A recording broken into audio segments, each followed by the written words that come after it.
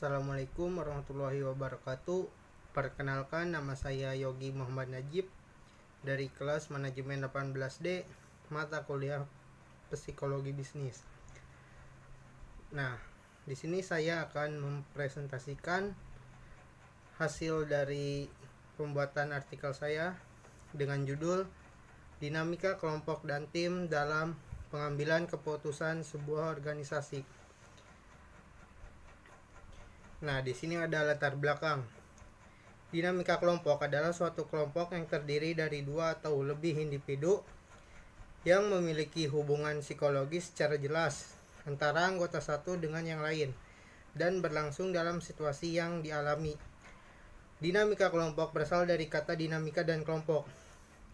Dinamika berarti interaksi atau interdependensi antara kelompok satu dengan yang lain. Sedangkan kelompok adalah kumpulan individu yang saling berinteraksi dan mempunyai tujuan bersama. Tim kerja adalah kelompok yang berinteraksi utamanya untuk saling berbagi informasi untuk membuat keputusan guna membantu satu sama lain dalam hal kewenangannya masing-masing. Kelompok kerja tidak memiliki kebutuhan ataupun kesempatan guna terlibat di dalam kerja kolektif yang memerlukan upaya gabungan. Akibatnya, kinerja mereka sekedar totalitas dari seluruh individu anggota kelompok. Tidak ada sinergi positif yang menciptakan tingkat kinerja keseluruhan yang lebih besar ketimbang totalitas input yang mereka berikan. Dinamika kelompok sebenarnya adalah bagian dari ilmu pengetahuan sosial yang lebih menekankan perhatiannya pada interaksi manusia dalam kelompok yang kecil. Pada berbagai referensi, istilah dinamika kelompok ini disebut juga dengan proses-proses kelompok. Nah, di sini ada rumusan masalah. Masalah konflik yang sering terjadi dalam sebuah kelompok dan tim di organisasi yang tidak terhindarkan adalah konflik dalam menentukan sebuah tujuan atau dalam menentukan metode yang akan diambil untuk mencapai suatu tujuan dan keputusan bersama. Nah, di sini ada pembahasan. Kelompok didefinisikan sebagai dua individu atau lebih yang berinteraksi saling bergantung untuk mencapai tujuan tertentu. Ada dua alasan seseorang bergabung dalam kelompok. Pertama, untuk mencapai tujuan yang apabila dilakukan sendiri, tujuan itu tidak tercapai. Kedua, dalam kelompok, kebutuhan seseorang dapat terpuaskan dan ia mendapatkan reward sosial seperti rasa bangga, rasa dimiliki, cinta, pertemanan, dan sebagainya. Biasanya, besarnya anggota kelompok akan mempengaruhi interaksi dan keputusan yang dibuatnya. Brainstorming dalam mengambil keputusan kelompok akan efektif apabila anggota kelompoknya 5-10 orang. Dalam sebuah organisasi kelompok dan tim pasti akan selalu ada perbedaan pendapat dan tujuan. Maka dari itu diadakannya musyawarah secara bersama antara anggota satu dengan yang lain untuk mendapatkan hasil dan solusi untuk menciptakan sebuah keputusan yang tepat dan baik untuk kedepannya.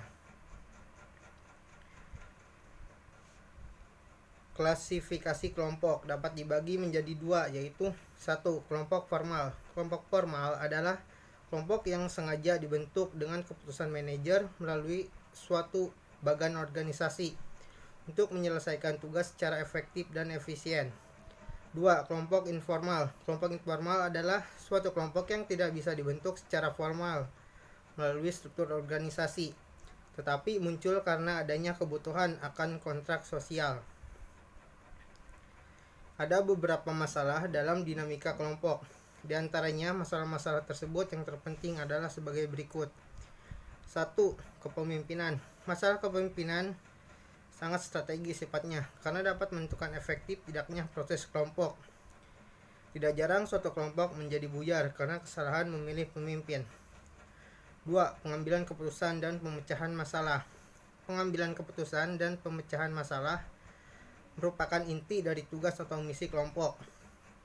Pengambilan keputusan kelompok di dalam praktek lebih banyak sulitnya daripada mudahnya.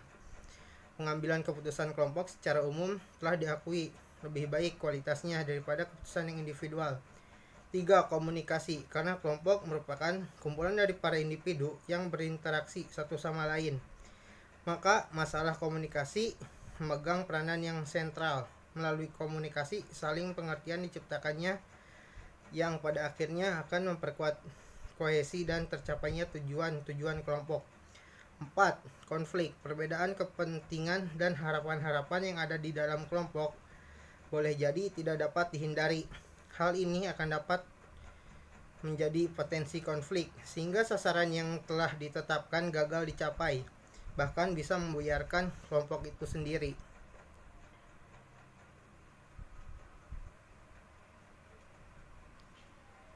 Nah, di sini ada kesimpulan.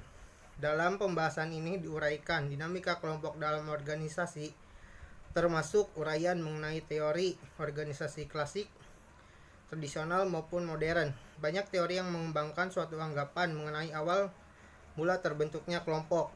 Demikianlah beberapa pokok soal yang penting mengenai dinamika kelompok yang dapat disampaikan dalam bagian ini. Adapun tujuan yang terkandung dalam penyajian ini adalah untuk merangsang serta menuntun diskusi dan pemikiran bersama dalam menghadapi salah satu masalah yang amat pelik yang selalu dihadapi oleh semua pemimpin di berbagai organisasi, yaitu masalah manusia. Karenanya apa yang ada pada bagian ini adalah jauh dari lengkap. Semoga dari yang terbatas itu dapat ditarik manfaat yang maksimal. Terima kasih. Wassalamualaikum warahmatullahi wabarakatuh.